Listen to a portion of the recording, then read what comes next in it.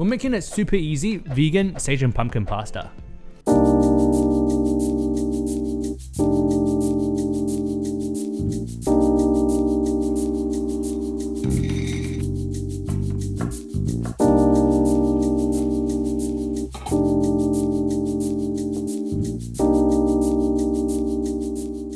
Okay friends, how's it going? Welcome back to Sam's Home Kitchen, where I bring to you budget-friendly recipes with sustainability in mind.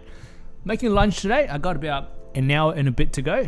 I got some butternut squash or pumpkin that I harvested a few weeks ago, and I thought it's an opportunity to use this alongside with some of the sage from the garden. And you've seen from the last couple of videos that the Silverbeet in the garden is absolutely going bonkers, so I'm gonna use more of that.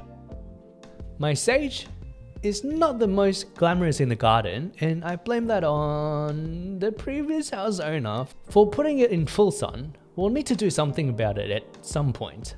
But before then, it's still giving out delicious and fragrant leaves, so we'll pinch a few for our pasta today. To add more greens to our pumpkin pasta, it's a great opportunity to use up the silver beets that's been going absolutely insane.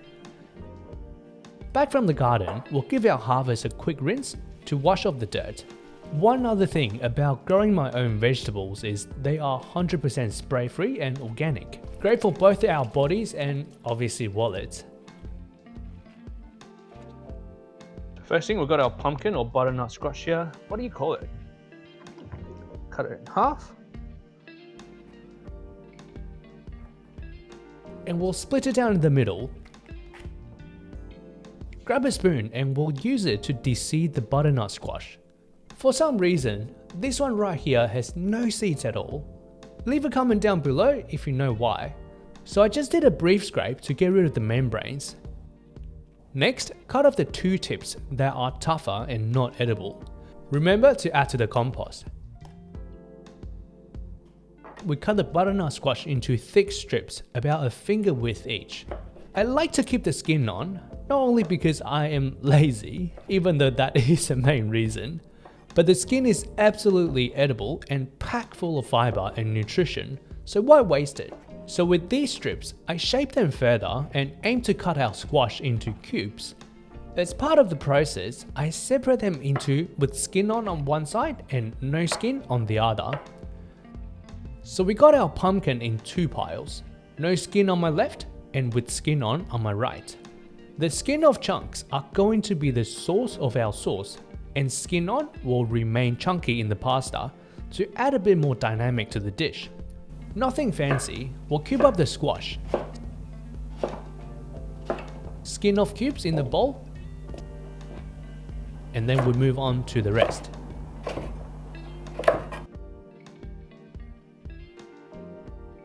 Next up, one whole onion, cut in half, skin off, cut off the tips, thinly slice up the onion, but not all the way through.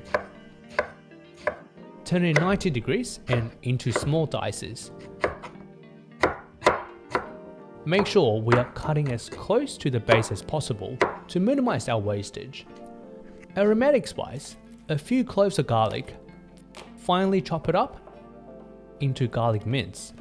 Go as much or as little based on your likings. I love my garlic, so being a bit generous here. Now over to the stove. Wide base pan on medium heat. On the other hand, grab a stock pot and load it up with water. This will be used to cook our pasta. On medium to high heat until boil.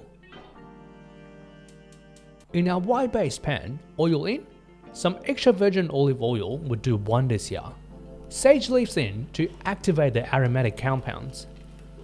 Medium heat and fry until crispy. It smells so good. Get the leaves out and save for garnish later. Don't you dare to throw them out. Now with our sage oil, add in our diced onion. Medium heat and cook until it's starting to go transparent and turning soft. And then add in the squash pieces without skin along with our garlic. Spread everything out to receive heat evenly. While the pumpkin's cooking away, we might as well chop up the stems here as well and add into it to give it more flavour. The cooked down silverbeet stems are just nice and gentle and just adds a good amount of like heartiness to it. Silverbeet stems in. Add in a bit of water or stock to help soften everything and prevent it from burning. Now is a good opportunity to season. Once our squash is squashable, we can turn the heat off and take it all out of the pan.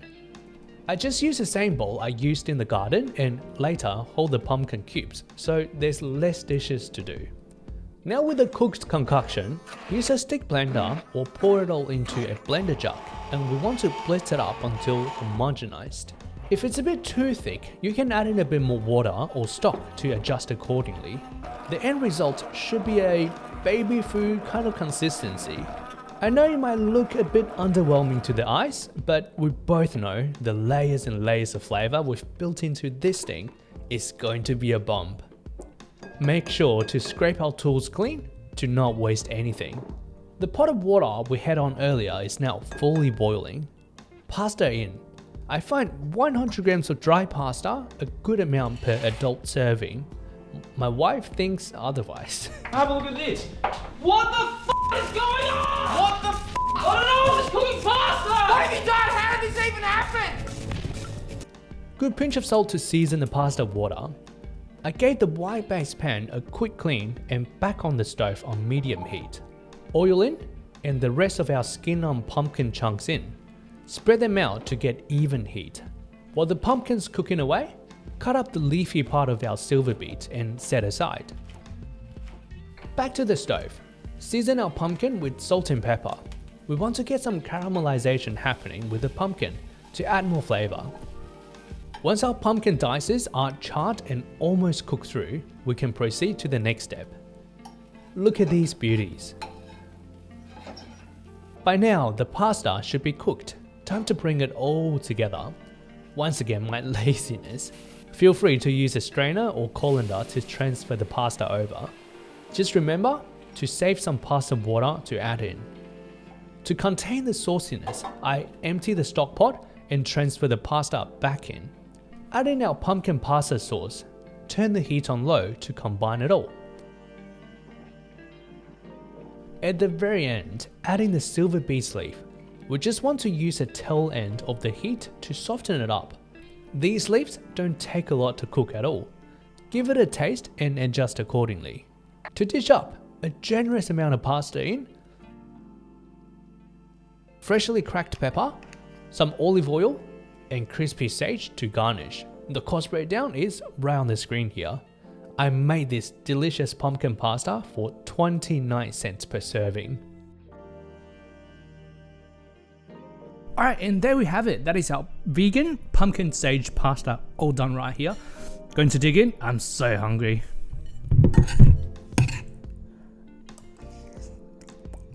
There's a creaminess from the sauce made out of pumpkin and the aroma from garlic and onion.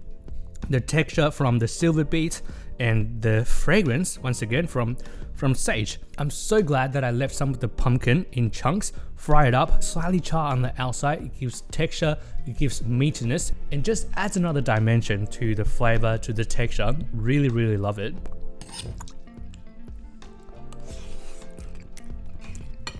I've been really enjoying growing stuff, and right now we're hitting spring. The yield coming out from the garden is amazing. It's convenient, so I don't have to go to the shops. Doesn't take time, and obviously saves a lot of money as well. So if you got space, hey, give gardening a try. It's pretty fun. Alright, that is enough from me. If you learned something, give the video a like and consider subscribing. I have a new video, one of these budget-friendly videos coming out every 2 weeks. Thank you so much, and I will see you in the next one.